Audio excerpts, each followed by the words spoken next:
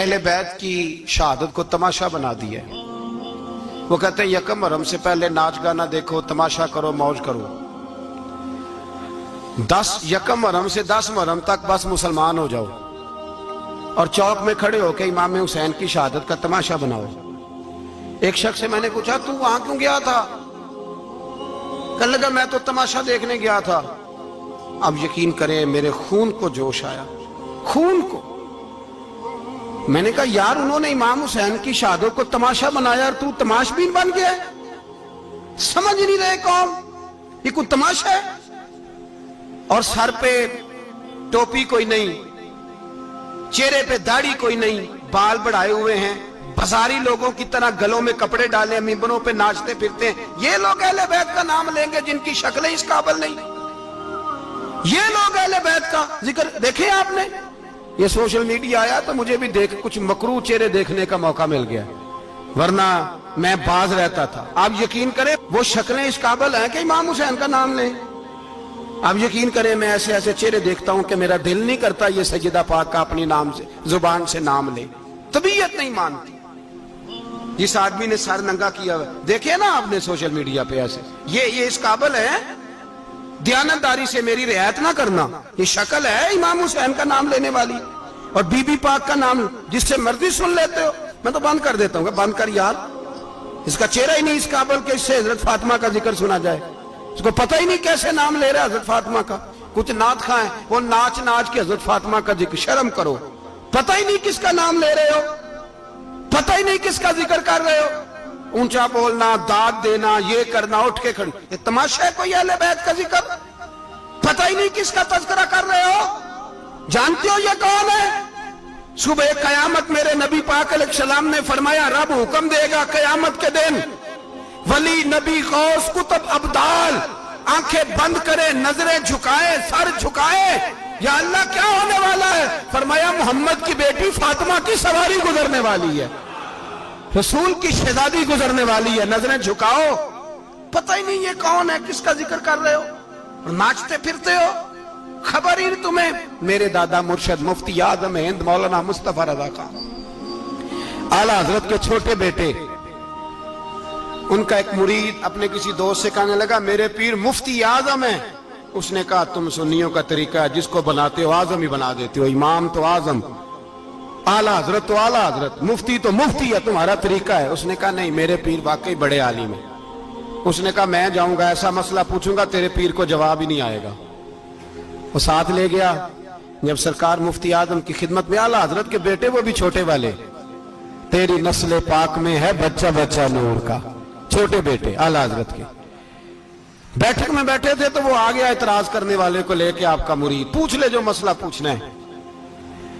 بیٹھک کے 2 دروازے تھے، ایک بار کھلتا تھا ایک گھر میں، بیٹھے سلام کلام کے بعد کیسے آئے ہو؟ کہا حضور یہ کوئی بات پوچھنا چاہتا ہے، اور وہ رستے میں کہہ رہا تھا میں ایسا سوال پوچھوں گا تیرے پیر کو جواب ہی نہیں آئے گا، رستے میں یہ باتیں کرتا آ رہا۔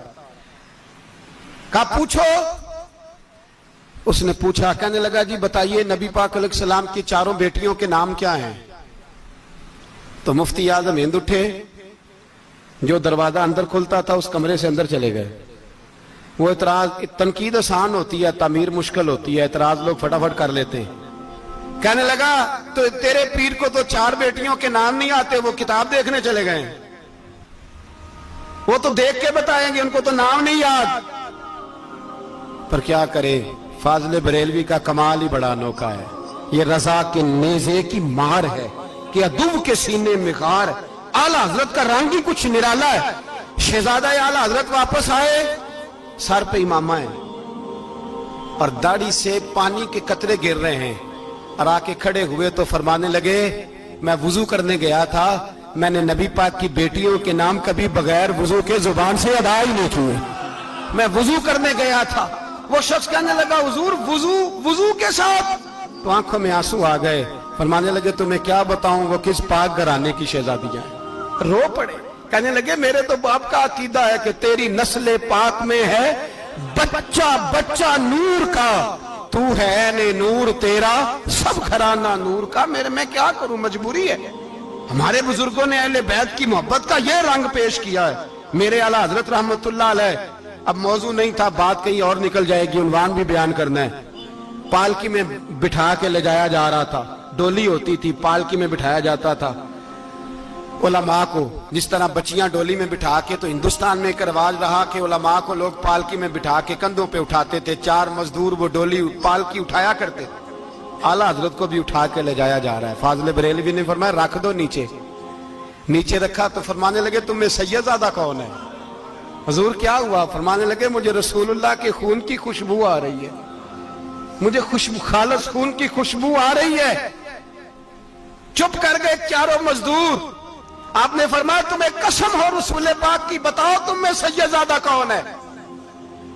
तो एक कमजोर शख्स उठा कहने लगा हुजूर मजदूर से मजदूरी लेनी चाहिए, जात बरादरी नहीं पूछनी चाहिए। आला हज़रत ने फरमाया शाह जी ये आपने क्या किया, मुझे ही कंधों पे उठा लिया। लाखों लोगों का पीर और हजारों मशाइख और उलमा की आंखों की ठंडक, बरेली के इमाम जिनका कलम उठे तो वक्त के बड़े बड़े सूरमा गर्दनें झुका दे।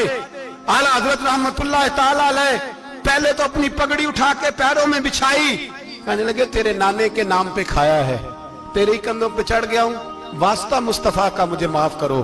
तो शहजादे ने पगड़ी उठाई, कहा हजरत ऐसे तो ना कीजिए। फरमाया नहीं अभी मेरा दिल राजी नहीं हुआ। फिर उस शहजादे को आला हजरत रहमतुल्लाह अलैह ने पालकी में बिठाया। शहजादा सैयदजादा मजदूर है, बज़ाहिर पढ़ा लिखा नहीं, गरीब है, उनको पालकी में बिठाया और फरमाया एक तरफ से मैं उठाऊंगा, एक तरफ से मेरा बेटा हुज्जतुल इस्लाम हामिद रजा उठाएगा, एक तरफ से मलकुल उलमा मौलाना ज़फरुद्दीन बिहारी बुखारी की शरह लिखने वाला उठाएगा, एक तरफ से फिका अनफिका इंसाइक्लोपीडिया बहार शरीयत लिखने वाला मुफ्ती सदरुल शरिया मौलाना अमजद अली आज़मी उठाएंगे।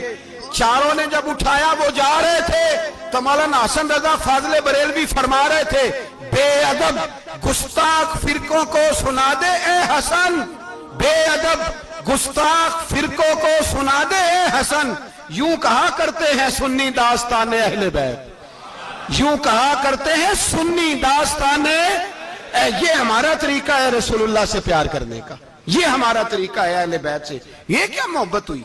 यकम मुहर्रम से 10 मुहर्रम तक बाजारी लोग खड़े कर दिए और कहा अहले बैत का जिक्र करेंगे और ज़ैनब पाक का नाम लेंगे और सकीना पाक की, ये लोग पाक करेंगे जिनका लबो लहजा ही बाजारी है, ये गुफ्तगू करेंगे। और बहुत सारे हमारे लोग देखने चले जाते हैं। और मुझे शिकवा है अपने दोस्तों से भी, ये चुप करके बैठे रहते हैं मुहर्रम के दिनों में, आपका कोई ताल्लुक नहीं इमाम अली मकाम के साथ। कल भी रोजा रखेंगे इंशाअल्लाह, परसों भी रोजा रखेंगे और हम इमाम हुसैन का दिन इस तरह मनाएंगे कि रोजाना कुरान पाक की तिलावत करेंगे। हम इमाम अली मकाम की याद इस तरह मनाएंगे कि हुसैन तूने जिस सजदे में सर कटाया था 9-10 को ज्यादा सजदे करेंगे, और तूने जो कुरान पाक नेज़े की नोक पे भी जारी रखा, हम भी 9-10 मुहर्रम सारा कुरान पढ़ के गुजार देंगे। और इमाम अली मकाम की फिक्र को समझे, सोच को समझे। मैं मजमून सारा बयान करना चाह रहा था पर अब मुझे लौटना पड़ेगा। अहले बैत का प्यार ईमान का हिस्सा है, ईमान का। अगर अहले बैत से मोहब्बत ना हुई, सहाबा का प्यार ना हुआ तो ईमान काबिल कबूल नहीं।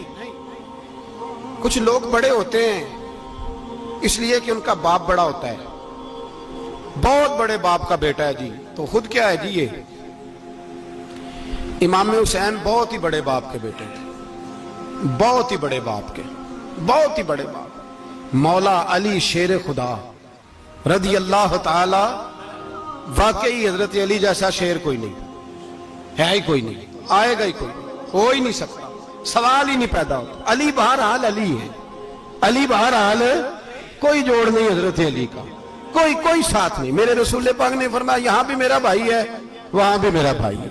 हजरत अली का कोई मुकाबला कर सकता? इतने बड़े बाप का बेटा। हजरत इमाम हुसैन खुद भी बहुत ही बड़े थे, इमाम हुसैन खुद भी अल्लाह जानता है बहुत बड़े थे। कहते हैं गद्दी पे बैठ गया, इसे कोई जरूरत नहीं, लेकिन इमाम हुसैन ने ऐसे नहीं किया। इमाम ज़ैनुल आबिदीन फरमाते हैं मेरे अब्बा जी इमाम हुसैन फर्ज नमाजों के अलावा एक दिन में 100 नफल अदा किया करते थे, और एक रवायत में फरमाते 1000 नफल पढ़ा करते थे। कितने? चलो तुसी 50-50 पढ़ ले, बताओ तो सही ना कितने। तो ये जो इमाम हुसैन का बड़ा नाम लेने वाले हैं, ये तो इनसे पूछो कि तुम तो नमाजें पूरी नहीं पढ़ते, اور امام کا تو تعلق ہے نماز کے ساتھ. 9-10 محرم کی ساری رات امام حسین کیا کرتے رہے؟ بولے.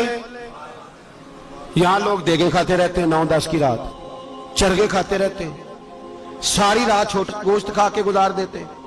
امام حسین رضی اللہ تعالیٰ عنہ, بھائی اللہ تو مانا ہوا تھا, حسین پہ سب سے زیادہ راضی تھا میرا رب, لیکن امام علی مقام نے 9-10 کی ساری رات کا اللہ مجھ سے راضی ہو جا, اللہ مجھ سے راضی ہو جا, اللہ مجھ پہ رضا نازل کر دے. ساری رات کربلا کی ریت پہ آنسو بہا بہا کے ساری رات سجدے میں گزار دی.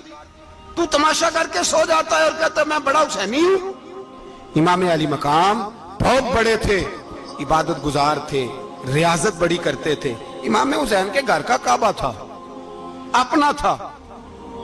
جو شے قریب ہوتی ہے اس کی قدر نہیں ہوتی. سعودی عرب میں بہت سارے لوگ ابھی بھی رہتے ہیں جنہوں نے حج نہیں کیا, کہتے ادھر ہی چلے جائیں. ہمارے بہت سارے پاکستانی جن کی ڈیوٹیاں مکے میں لگ گئی ہیں, وہ کبھی ہمیں وہاں ملنے آئے تو ہم کہتے ہیں جناب آپ آتے نہیں, کہتے ہیں آتے ہیں کبھی کبھی. ان کو حرم شریف کی وہ قدر. لیکن امام حسین علی مقام کا کردار یہ تھا کہ مدینے سے, دونوں بھائی مدینے سے پیدل جایا کرتے تھے مکے کا حج کرنے. کس طرح؟ انہوں نے یہ نہیں کہا ہمیں ریاضت کی ضرورت نہیں, عبادت کی ضرورت نہیں, ہم تو حضور کا خون ہے بخشے بخشائیں. پیدل مدینے سے دونوں شہزادے, اور اس طرح پیدل جاتے تھے.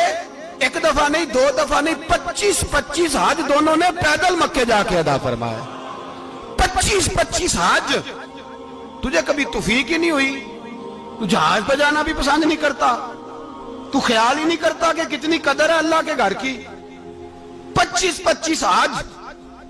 اور سخاوت کا یہ حال تھا, سخاوت کا, کہ امام زین العابدین فرماتے 1,00,000 دینار سویرے آیا. کتنا؟ سمجھ لیں اربوں خربوں روپے آج کے حساب سے, 1,00,000 دینار. اور فرماتے ہیں فاطمہ کے لال دروازے پہ بیٹھ گئے پیسے لے کے, اور لوگوں کو بلا بلا کے نظر دی. فرمایا تھوڑے سے لے جاؤ, تھوڑے سے لے جاؤ, تھوڑے سے لے جاؤ, تھوڑے سے. فرماتے زور تک امام حسین نے لاکھوں بانٹ دیے. اٹھ کے اندر آئے تو میں نے کہا ابا جی کو 1 دینار بچا لیتے. آپ جب بازو اٹھاتے ہیں تو آپ کے کرتے پہ 17 پابند لگے ہوئے ہیں, ایک کرتا ہی نیا لے لیتے. تو فرماتے میری طرف دیکھ کے کہنے لگے بیٹے یہ نہیں کہا کہ میں لے لیتا کرتا, لفظوں پہ غور کرنا. فرمانے لگے بیٹے اگر تو پہلے بتاتا تو پھر میں سوچتا, پہلے بتاتا تو پھر بھی میں یہ نہیں کہا رکھ لیتا, پھر بھی میں سوچتا رکھنا ہے کہ نہیں. امام حسین نے سخاوت کی, عبادت کی, ریاضت کی, قرآن پڑھا, تلاوت کی, درگزر کیا, پیار کیا. امام حسن کی بات ہے, ایک لونڈی آئی. ہمارے ہاں تو شہزادوں کا اللہ ہی حافظ ہے نا, شہزادے وہ کسی کے بھی ہوں.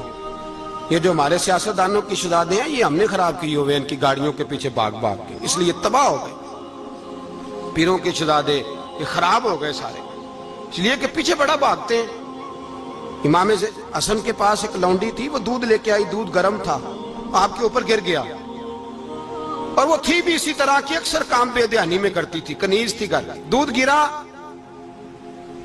تو وہ کانپنے لگی کہ میں نے کئی غلطیاں کی, اب تو بہت سخت غلطی ہے. گرم دودھ امام پہ پڑ گیا تو امام صاحب نے تلاوت شروع کر دی امام حسن نے, والکاظمین الغیظ والعافین عن الناس واللہ یحب المحسنین. فرمایا جو غصہ پی جائیں اور لوگوں کو معافی دے, ان سے تو اللہ محبت فرماتا ہے, ان سے تو اللہ پیار کرتا ہے. امام صاحب نے اس لونڈی کو فرمایا جا تو اللہ کی رضا کے لیے آزاد ہے, جا تو آزاد ہے, اب تو لونڈی نہیں. اتنا بڑا اخلاق تھا کہ جو دیکھیں نا, میرے استاد گرامی ایک دفعہ میرے گھر آئے, حضرت محدث باولپوری, باولپور سے, 3000 کتاب کے مصنف, بہت بڑے عالم. میرا چھوٹا بھائی بوتل پلانے لگا, تو بوتل دی تو کپڑوں پہ ڈال دی, استاد صاحب کا سارا جبہ بھر گیا. کہنے لگے جزاک اللہ, بارک اللہ, اللہ مزید فزید, اللہ علم دے, فضل دے. تو میں نے کان میں کہا, میں کہ استاد جی انیاں دعاواں دینیاں سنتے, میں آپ روڑ چھڑ دا. اس نے کیوں یہ کیا ہے, مگر اتنی دعائیں دینی تھی تو میں ڈال دیتا آپ کے کپڑوں پہ پانی شربت, آپ نے اتنی دعائیں دے دی. بزرگ جلال کا مزاج نہیں. وہ شہزادے ہوتے ہیں جن کی طبیعت پہ ناگوار گزرتا ہے کہ یہ کیسے ہوگا. یوں امام حسین, امام حسن نے کسی جگہ بھی شہزادے بن کے وقت نہیں گزارا, اور میرے نبی پاک نے بھی انہیں شہزادے نہیں بنایا. ہم سب کے بچے شہزادے ہیں, جتنے بھی ہم ہیں نا, میرا بچہ جی منہ سے بات نکالتا ہے تو میں پوری کر دیتا ہوں، پھر بھی نافرمان ہے۔ میں نے کہا اسی لیے نافرمان ہے، اگر آدھی پوری کرتے اور آدھی نہ کرتے تو اسے پتا ہوتا کہ کہیں صبر بھی کرنا ہے۔ ہمارا بچہ روٹی نہ پکے تو گھر میں ٹی وی بھی توڑ دیتا ہے، اس کی اماں کھانا ٹائم پہ نہ پکائے تو برتن توڑتا ہے۔ کیوں؟ ہم نے اس کی عادتیں خراب کی ہیں۔ لیکن میرے رسول پاک صلی اللہ علیہ وسلم نے جھولی اٹھا کے دعا مانگی، اے اللہ، گویا حضور کہہ رہے تھے انہوں نے کو کربلا میں بھی جانا ہے، فرمایا یا اللہ انہیں 3 وقت روٹی نہ دینا، 1 وقت روٹی دینا۔ 3 وقت نہیں، 1 وقت کی روٹی دے، 1 وقت کا کھانا دے۔ اور نبی پاک نے ٹریننگ گھر کے اندر کرائی تھی، اندر حضرت فاطمہ نے ٹریننگ کرائی تھی۔ لوگ کہتے ہیں 3 دن امام حسین پیاسے رہے، بھوکے رہے، تو میں نے کہا ٹریننگ تھی ان کی اماں کی۔ توجہ ہے میری بات پر؟ ہمارا بچہ تو 1 گھنٹہ برگر نہ ملے تو برتن توڑے، ان کی اماں کی ٹریننگ تھی، صبر حوصلہ سکھایا تھا۔ امام حسن اور حسین بیمار ہو گئے تو حضرت فاطمہ نے منت مانگی، یا اللہ میرے بچوں کو شفا دے، میں 3 روزے رکھوں گی۔ کون سی منت مانی؟ بولیے۔ ہم صرف دیکھ کی منت ہی مانتے ہیں، میں دیکھ پکاواں گا۔ ایک آدمی مجھے کہنے لگا میں نے منت مانی تھی کہ میں بکرا دوں گا اللہ کے رستے میں، اگر میرا کام ہو جائے تو کام ہو گیا، بکرے کے پیسے کوئی نہیں۔ تو میں کہا تیرے پہلا نہیں تھی پتا میرے کو کوئی نہیں۔ کہتا اب کیا کروں؟ میں کہا اب تو دینی پڑے گی، اور اس میں بھی تحقیق باقی ہے، لیکن بات یہ ہے بھائی کہ منت یہ کیوں نہیں مانی کہ یا اللہ میرا کام ہو جائے میں 100 نفل پڑھوں گا؟ جو بھی منت مانگتا ہے وہ دیکھ کی مان لیتا ہے، بکرے کی منت ہی مانتے ہو، یہ کیوں نہیں منت مانتے کہ یا اللہ میرا کام ہو جائے تو میں پورا قرآن شریف ختم کروں گا؟ یہ ذرا پڑھنا پڑتا ہے، اس لیے عبادت کرنی پڑتی ہے، اس لیے اس کی منت نہیں مانتے سرے سے۔ حضرت فاطمہ نے کیا منت مانگی؟ بچے صحیح ہو جائیں گے تو بولیے 3 روزے رکھوں گے۔ اللہ تبارک و تعالیٰ نے بچوں کو شفا عطا فرما دی، اور میں سمجھتا ہوں یہ کربلا کی ٹریننگ تھی۔ روزے رکھے بچوں نے۔ کس نے روزے رکھے؟ بچوں نے۔ کس نے؟ 7-8 سال کی عمریں بچوں کی۔ حضرت علی فرماتے ہیں جب میں نے دیکھا نا میرے بچے بھی روزے سے ہیں تو میں کہیں سے تھوڑے سے جوں لایا، یہ شہزادے ہیں کائنات کے سب سے بڑے۔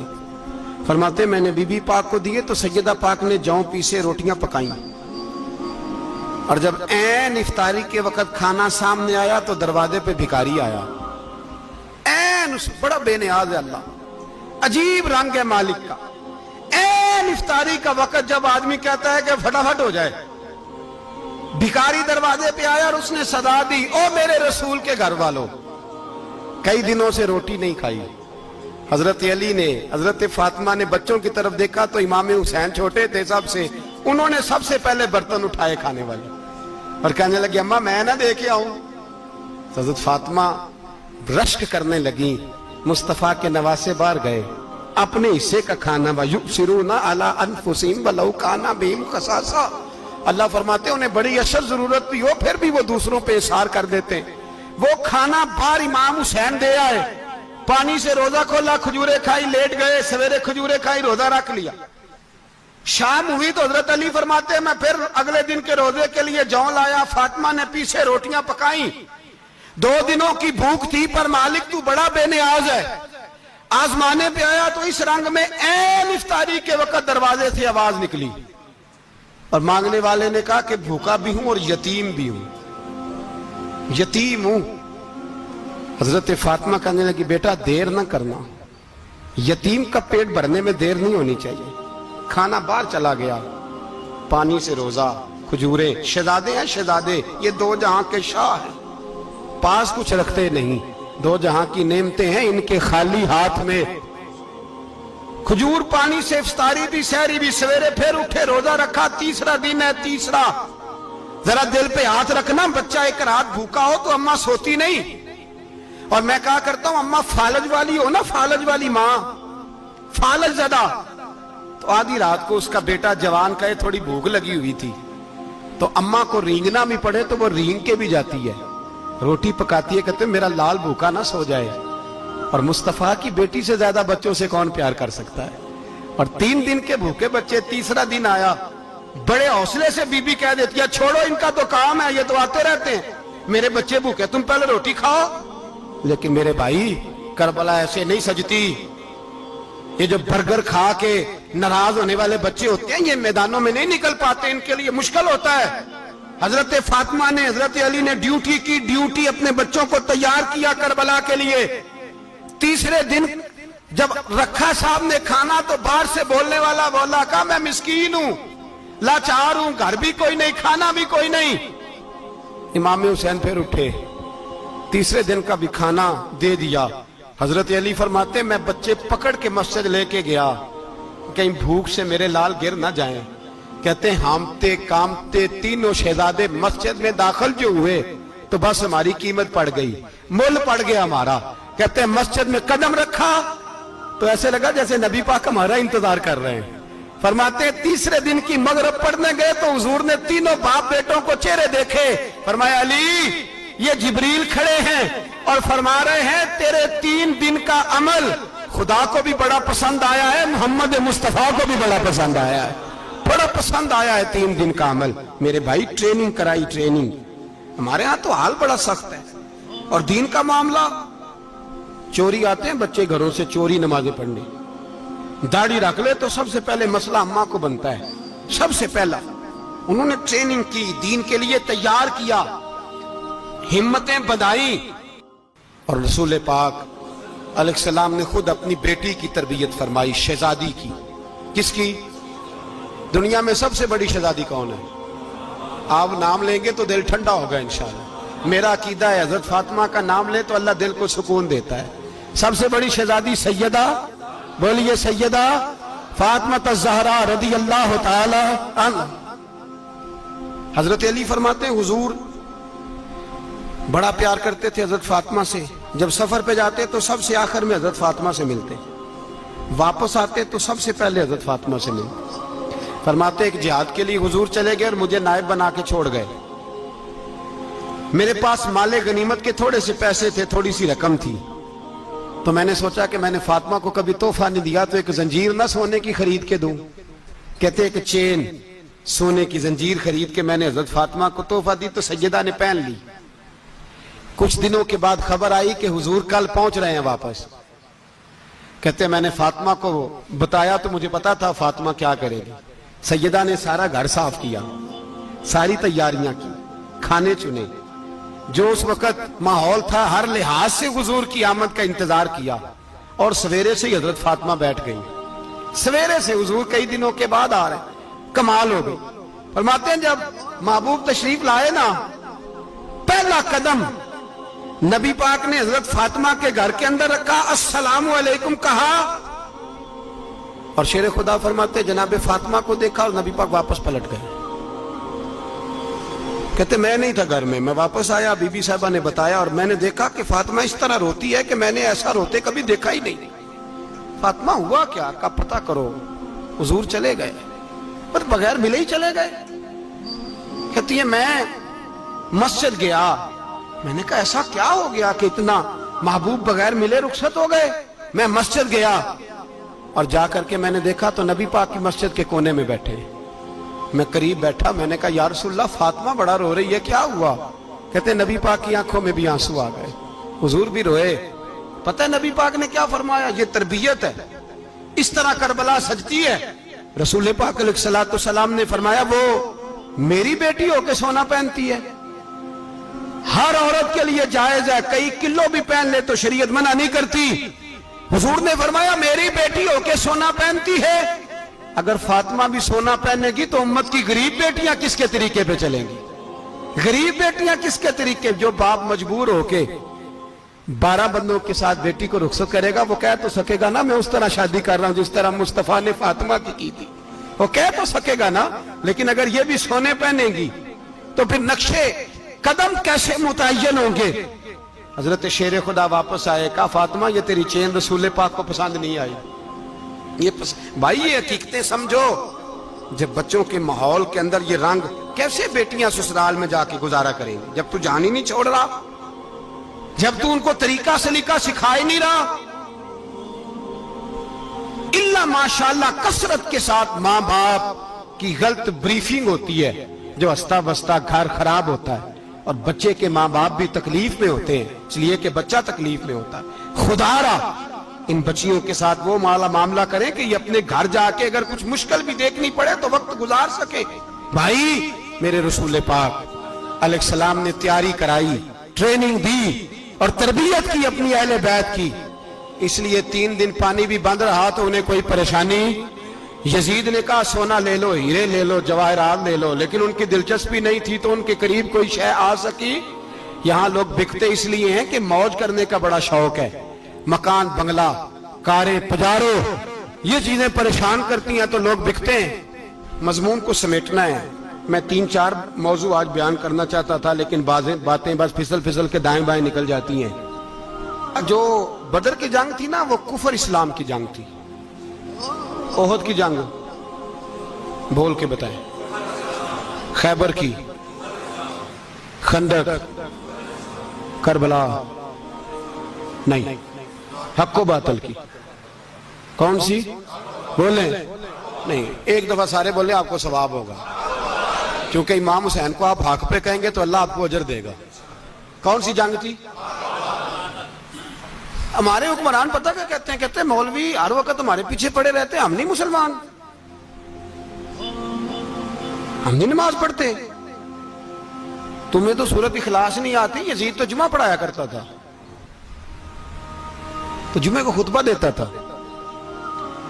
اور عجیب لفظ لکھے ہیں بعض تاریخ لکھنے والوں نے کہ جمعے کا دن تھا تو امام حسین 10 محرم نا جمعے والے دن تھی، تو امام حسین کربلا میں باہر نکلے تو آپ نے فرمایا اتمام حجت کر دوں، کوئی یہ نہ سمجھے کہ مجھے تو پتہ ہی نہیں چلا، غلطی سے تیر لگ گیا امام حسین کو. آپ نے فرمایا مجھے بتاؤ تو صحیح مجھے کیوں شہید کر رہے ہو؟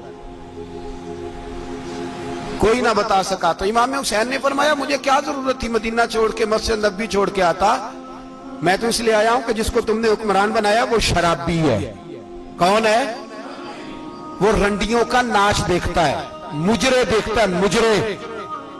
وہ اللہ کے حلال کو حرام اور حرام کو حلال کہتا ہے، لہذا مسلمانوں کا حکمران بننے کے قابل ہے یہ امام. اور یہ میں آپ کو ایک نہیں، میں 20 تاریخوں میں دکھاؤں گا کہ یہی خطبہ امام حسین کا کہ تم نے اللہ کے حلال کو حرام، حرام کو حلال کہا، شراب، زنا، جوا، بدکاری عام کر دی، لہذا یزید مسلمانوں کا حکمران بننے کا اہل.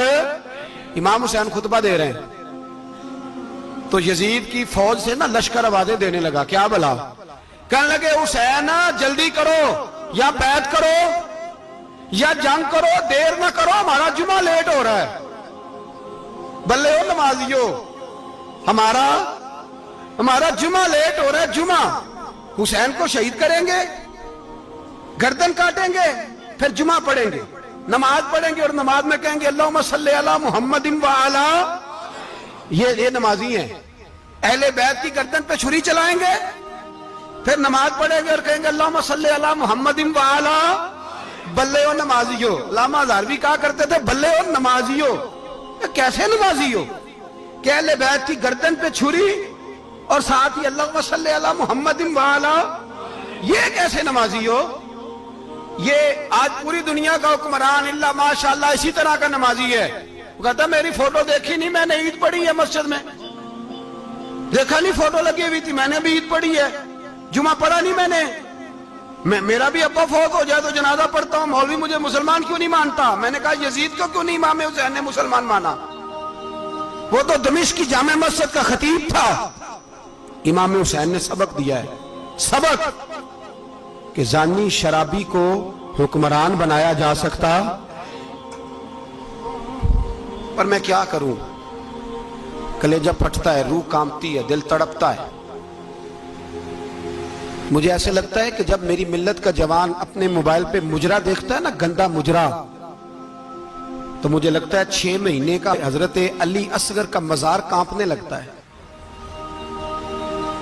کہ یا اللہ جس کام کے خلاف میں نے 6 مہینے کی جان قربان کی، میرے ماننے والے وہ کام کر رہے ہیں، میرے ماننے والے. اور جب مہندی کی رسم پہ شراب کی بوتلیں چلتی ہیں اور حاجی صاحب کہتے ہیں مجھے نہیں پتا منڈے کنڈے کیا کر رہے تھے، تو مجھے لگتا ہے حضرت عباس کے کٹے ہوئے بازوؤں میں پھر سے درد شروع ہو جاتا ہے. اور وہ کہتے ہیں میں نے جس کام کے خلاف بازو کٹوا دیے، میرے ماننے والے وہ کام کر رہے ہیں.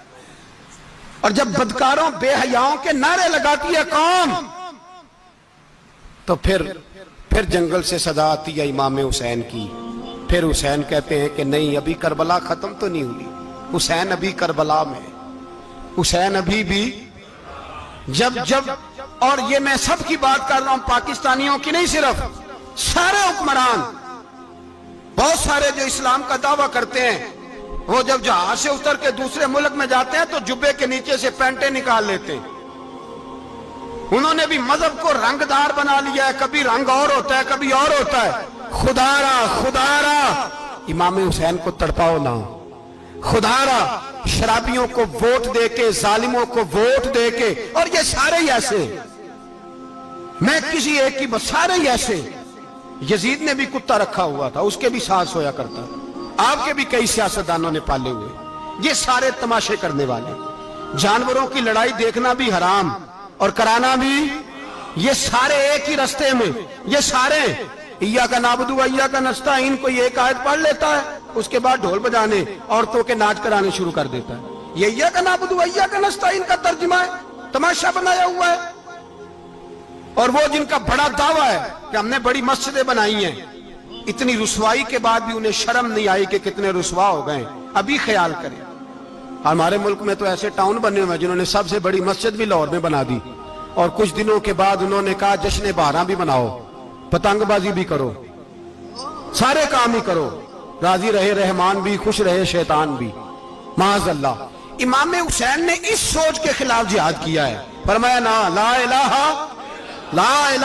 الا، دوسرے کی گنجائش ہے نا، شرابی کی گنجائش ہے، اس لیے کہ لا الہ الا، مسجد ہوگی تو پھر کلب نہیں ہوگا، لا الہ الا اللہ.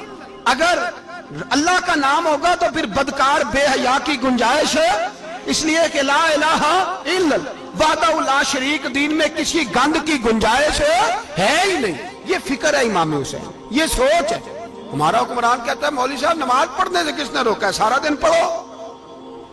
ہم بھی مسجد بنا کے دیتے ہیں، ہماری طرف سے 5 کلے زمین میں بناؤ، ہمیں نہ چھیڑو. شراب کباب بند نہ کراؤ. آپ دیکھ لیں دبئی کے اندر کیا ہو رہا ہے، شیخ زید اسلامک سینٹر بنا، اتنی بڑی مسجد دیکھنے کو دل کرتا ہے، لیکن چند کلومیٹر پہ کلب بھی بنا ہوا ہے، سارے تماشے. بس امام حسین نے کہا ہے کہ مسجدیں بنیں گی، کلب نہیں بنیں گے. یزید کہتا تھا مسجد بھی بناؤ اور شراب خانہ بھی بناؤ. امام حسین نے فرمایا نہ، شراب خانہ نہیں بننے دوں گا. اس نے کہا ٹھیک ہے، نماز کے وقت نماز اور صبح یہ. فرمایا نا لا الہ الا اللہ. اور کس طرح کا امام حسین نے، آپ نے فرمایا خودی کا سر نہاں. اقبال ترجمہ کرتے ہیں خودی کا سر نہاں لا الہ الا اللہ، خودی کا تیغ فساں لا الہ الا اللہ. اگرچہ بت ہیں جماعت کی آستینوں میں، پر مجھے ہے حکم ازاں لا الہ الا اللہ. اور بہار ہو کے خزاں لا الہ الا اللہ. اور پھر بول پڑے اقبال اور کہنے لگے اگر یہ دور اپنے ابراہیم کی تلاش میں ہے، یہ دور اپنے ابراہیم کی تلاش میں، کیونکہ صنم کدا ہے جہاں لا الہ الا اللہ. اور اس کا ترجمہ انہوں نے کہا تھا نا یہ دور اپنے ابراہیم کی. ہمارے شہر کے بزرگ تھے شیخ عبدالصبور بیگ منشور ہزاروی علیہ رحمہ، انہوں نے ترجمہ کیا. وہ کہنے لگے اس شاہ مشرقین کی، اس نور عین کی. مجھے حضرت صاحب کا یہ شعر بڑا ہی پسند ہے، بڑا ہی پسند ہے مجھے ان کا یہ مصرع بڑا ہی پسند ہے. اور میں ان کی قبر پہ جب ان کے انتقال کے بعد آگے بڑھا فاتحہ کے لیے تو پھر بھی میرے کانوں میں ان کا یہ فکرہ گونج رہا تھا. وہ کہا کرتے تھے اس شاہ مشرقین کی، اس نور عین کی، مطلوب ہے جہاں کو قیادت حسین کی. ہر سو یزیدیوں کا زمانے میں زور ہے، ہر سو یزیدیوں کا. دیکھو بزرگ کیا کہتے ہیں، ہر سو یزیدیوں کا. ایک یزید تھا نا، ہر سو یزیدیوں کا، اس شاہ مشرقین کی، اس نور عین کی، مطلوب ہے جہاں کو قیادت حسین کی. ہر سو یزیدیوں کا زمانے میں زور ہے، منشور آج پھر ہے ضرورت حسین کی. میرے بھائی امام حسین، اب پتہ کیا کریں، ایک معروف نعرہ ہے، امام حسین تو زندہ باد ہے، اور انشاءاللہ وہ پہلے بھی زندہ باد تھے، قیامت تک کی زندہ باد ہے. حسین ہی تو زندہ باد ہے. آپ کو سچی بات بتاؤں، حسین ہی تو. اور قیامت میں جب کسی نے اٹھنا ہوگا نا، اٹھنا، آپ یقین کریں جب کمر جھکنے لگتی ہے امام حسین کا نام سامنے آ جائے تو سیدھی کھڑی ہو جاتی ہے. حسین تو علامت ہے کھڑے ہونے کی. اور دنیا میں قتیل اس سا منافق نہیں کوئی جو ظلم تو سہتا ہے بغاوت نہیں کرتا. یہ امام حسین نے ہمیں بتلایا ہے کہ وہ منافق بے ایمان ہے جو ظلم سہے اور چپ کرے, یزیدی کے خلاف کھڑا نہ ہو.